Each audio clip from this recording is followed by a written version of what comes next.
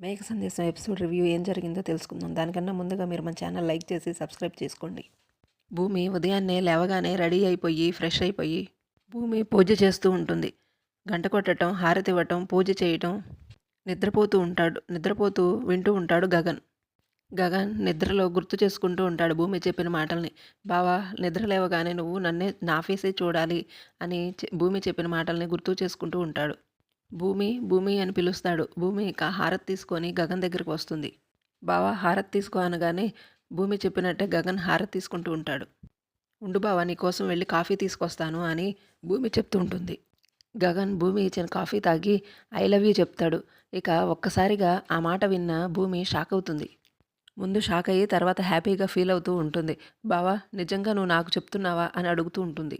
ఇక ఆనందంలో ఇద్దరు ఒకరినొకరు హగ్ చేసుకుంటూ ఉంటారు. ఇక భూమి, గగన్ ఇద్దరూ హ్యాపీగా ఉంటారు. అలా భూమి ఏవైతే కొన్ని సూత్రాలు చెప్పిందో వాటి ప్రకారమే నడుచుకుంటూ ఉంటాడు గగన్.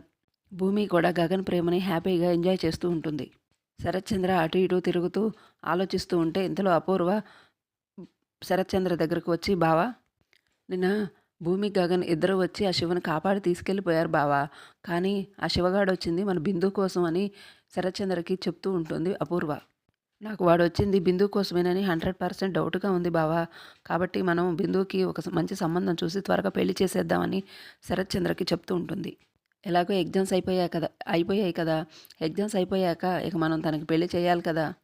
తనకి పెళ్లి చేసేస్తే మన బాధ్యత తీరుతుంది, తను హ్యాపీగా ఉంటుంది. అపూర్వ అలా చెప్పడంతో శరత్చంద్ర ఆలోచనలో పడతాడనమాట. సరే అపూర్వ, తనకి మంచి పెళ్లి సంబంధం చూడు అని శరత్చంద్ర చెప్తూ ఉంటాడు. త్వరగా పెళ్లి చేస్తాను అని శరత్చంద్ర చెప్పడంతో ఇక అపూర్వ హ్యాపీగా ఫీల్ అయిపోతూ ఉంటుంది. ఇక ఈ బిందు ఇంటి పరువు తీయకముందే పెళ్లి చేసేయాలి అని అపూర్వ మనసులో అనుకుంటూ ఉంటుంది.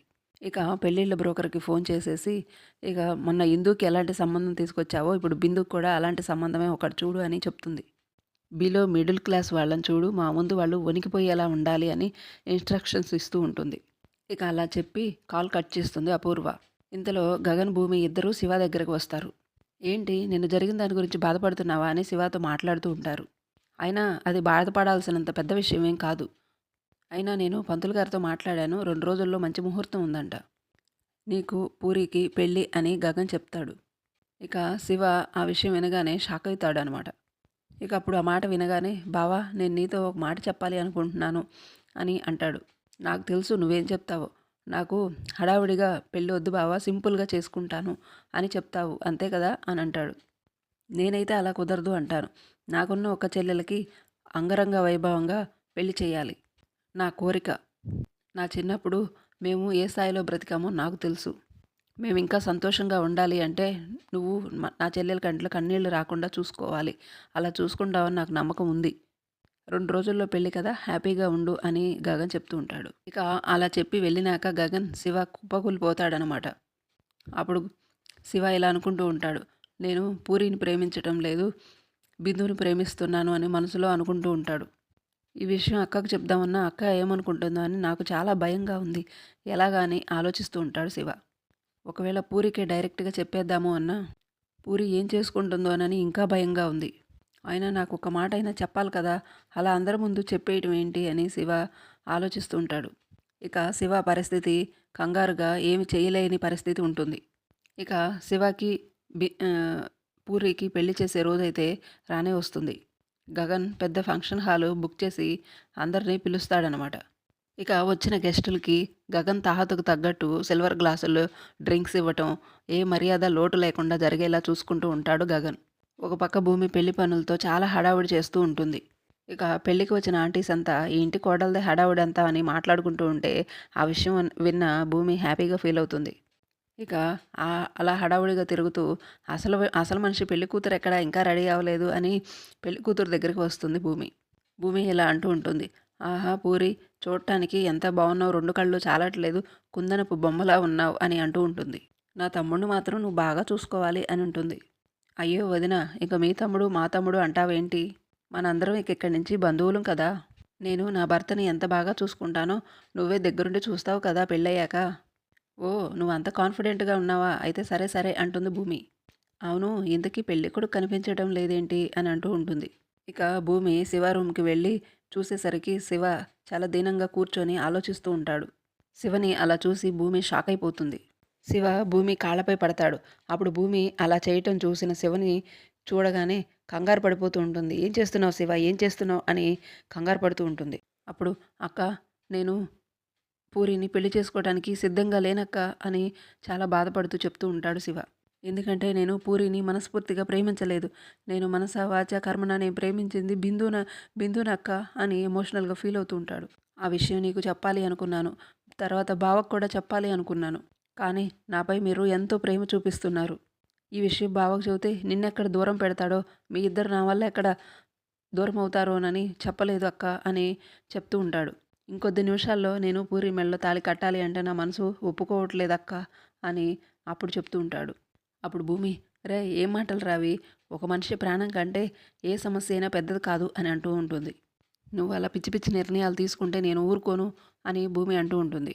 లేదక్క, నేను చచ్చిపోవాలి అని శివ ఎమోషనల్గా ఫీల్ అవుతూ ఉంటాడు. అప్పుడు అప్పుడు భూమి ఇలా అంటూ ఉంటుంది. ఇప్పుడేంటి, నువ్వు పూరిని ప్రేమించట్లా, బిందుని ప్రేమిస్తున్నావు అంతేనా? మరి బిందు నిన్ను ప్రేమిస్తుందా అని అడుగుతుంది. అక్క, ప్రాణానికి ప్రాణంగా నన్ను బిందు ప్రేమిస్తుందక్క. సరే, నీకు బిందుకి నేను పెళ్లి చేస్తాను అని హామీ ఇస్తూ ఉంటుంది భూమి. నువ్వు మాత్రం బాధపడకు, బిందుకి ఫోన్ కూడా చేయకు అని చెప్తుంది. ఇవాళ బిందుకి పెళ్లి చూపులక్క అని ఇంకో షాకింగ్ న్యూస్ చెప్తూ ఉంటాడు. అది విన్న భూమి అప్పుడు షాకింగ్గా ఇలా మాట్లాడుతూ ఉంటుంది.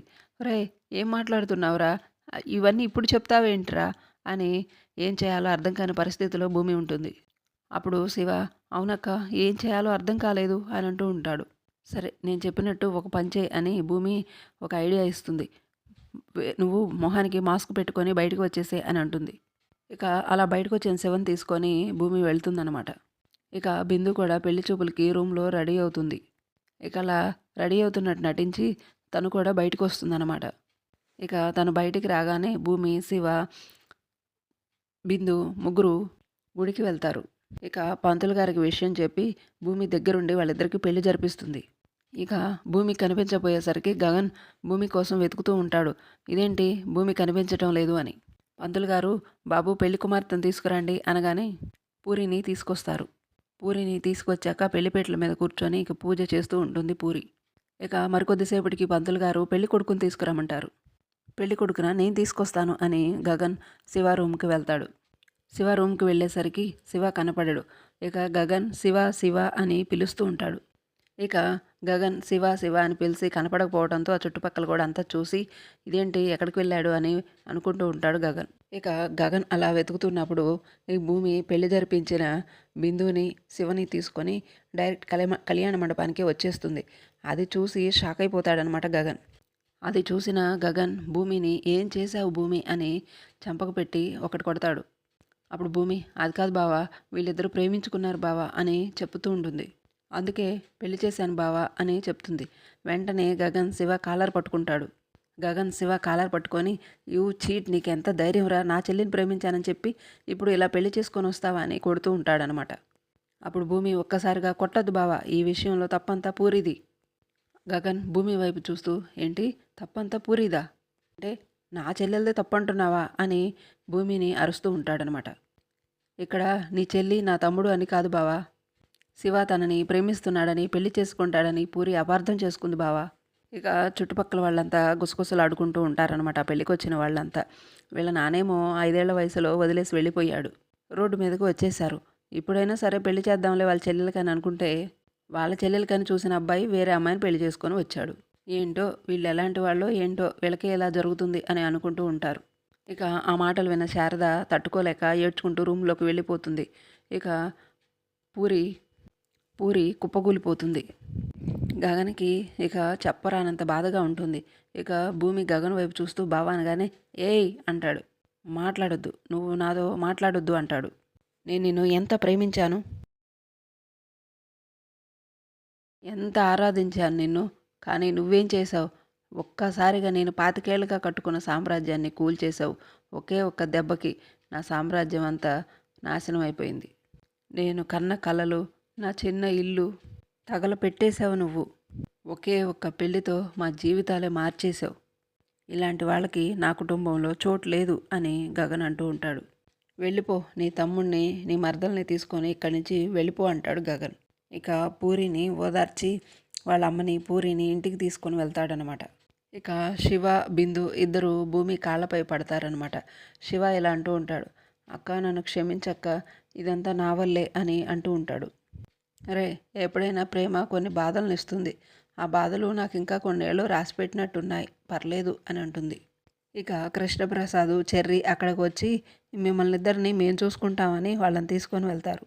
శారద గగన్ దగ్గరికి వచ్చి నువ్వు భూమిని తప్పుగా అర్థం చేసుకుంటున్నావేమో అనగానే గగన్ లేదమ్మా నేను తప్పుగా ఏం అర్థం చేసుకోలేదు అంటాడు. తనే తనే మన ఇంట్లో ఒక రాక్షసిలా ప్రవేశించింది, కావాలనే మన ఇంటి పరువు తీయటానికే శివాని ఏమార్చింది. ఎంతైనా తను శరత్చంద్ర కూతురే కదా, మన ఇంటి పరువు తీస్తే తనకే హ్యాపీనెస్ కదా. గగన్ మళ్ళీ భూమిని అపార్థం చేసుకుంటూ ఉంటాడు. శారద అప్పుడు ఇలా అంటూ ఉంటుంది, నానా గగన్ నువ్వు భూమిని అపార్థం చేసుకోవద్దురా, ఆ శరత్చంద్ర చెప్పే మాటల్ని భూమికి వినాల్సిన అవసరం లేదురా, భూమి అలా ఎప్పటికీ చెయ్యదురా అని నచ్చజెప్పే ప్రయత్నం చేస్తూ ఉంటుందన్నమాట భూమి. ఎందుకంటే భూమి నువ్వు చిన్నప్పుడు ఎంతగానో ఆరాధించిన నీ సిరిమువరా భూమి అని చెప్తుంది. అవునా, ఇదంతా నిజమా అని గగన్ అడుగుతూ ఉంటాడు. అవును నేను చెప్పేది నిజం, అందుకే నువ్వు భూమిని అపార్థం చేసుకోవద్దు. నిజంగా తప్పు మన పూరి వైపే ఉందేమో, లేదంటే భూమి అంత కాన్ఫిడెంట్గా చెప్పనే చెప్పదు అని శారద చెప్తూ ఉంటుంది. ఇక అలా షాక్లో ఉండిపోయి భూమి గగన్ దగ్గరికి వెళ్తాడు. ఇక భూమి దగ్గరికి వెళ్ళి అలా గగన్ సారీ భూమి నిన్ను తప్పుగా అర్థం చేసుకున్నాను, నీ ప్రేమని నేను అర్థం చేసుకున్నాను అని చెప్పి భూమిని ఇంటికి తీసుకొస్తాడు గగన్. ఇక ఇలా ఎపిసోడ్ ఈరోజు పూర్తవుతుంది. ఇక రేపు ఎపిసోడ్ మీకు కావాలి అనుకుంటే మన ఛానల్ తప్పకుండా లైక్ చేసి సబ్స్క్రైబ్ చేసుకోండి.